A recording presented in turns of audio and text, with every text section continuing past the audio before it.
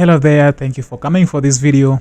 If you've been looking for how to make a stub scratch in Virtual DJ, then you're in the right place. Today I'm going to show you some of the most advanced keyboard mapping if you want to do what is called stub scratches. So stick around, let me show you how it sounds.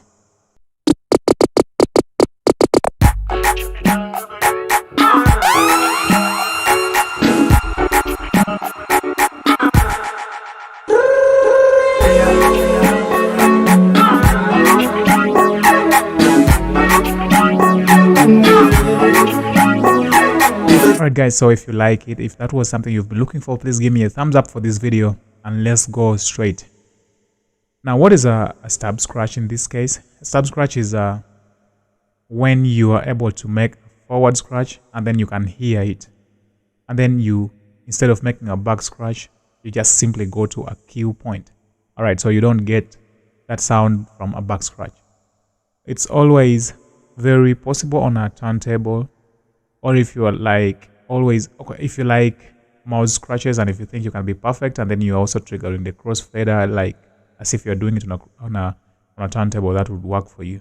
But in this case, I'm talking about keyboard mapping, which is going to make it a lot more easier for you to do what is called stub scratch. Now, for us to do this, you are going to go to your configurations and then you'll come over to mappings. I'm already there in mappings. Maybe you were elsewhere. Just come to mappings. I'm going to start a new keyboard mapping, so I'm coming to the drop down here. I will say factory default. So I'm going to select a letter on my keyboard that I want to use for this, and I'm going to come and type it in here. But before I can type that letter, I want you to know that you can optionally use two buttons or two letters on your keyboard to do the stub scratch. That is, one will be going to scratch forward, and then the other one would be going like back to the cue point. But why do we waste these buttons? I think you only need to put this on one button. So I'm going to select only one letter from my keyboard and then do this. For my case, I'm going to use the up arrow, like the up key. Yeah, I don't know how you call that. It already has something mapped here, but I want to just ignore that. I'm going to delete it all and then put my own. So we're going to give it a condition. If we press it down, we want it to scratch ahead by, let's say, 60 ms or 120 microseconds. You can put this to be anything of your choice. Alright, so we want to give it a condition. If it's down, it's supposed to scratch ahead. And if we leave it, it's supposed to come back to the nearest cue point, like a cue point that has been recently played before it. So let's do that. So if it's down, just like that, we want it to scratch. Say scratch ahead. Scratching ahead is represented by a plus sign.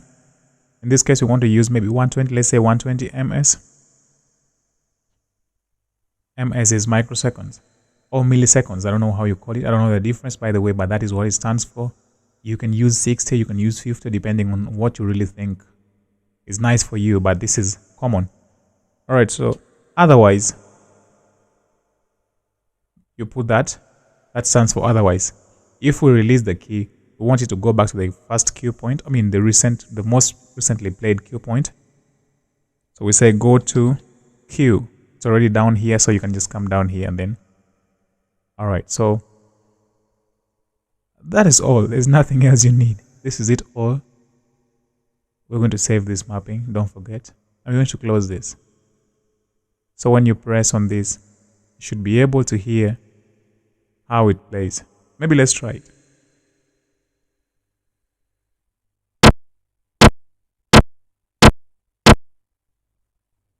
Alright, so you can see if I press it down, it scratches, and if I release it, it goes back. I'm not going to be talking over it because I'm trying to avoid it from playing inside my microphone here, so just try it for yourself. But that is all you've been looking for, so you're now free to scratch and then get things going. Go out there and then enjoy scratching. See you in the next video if you really subscribed.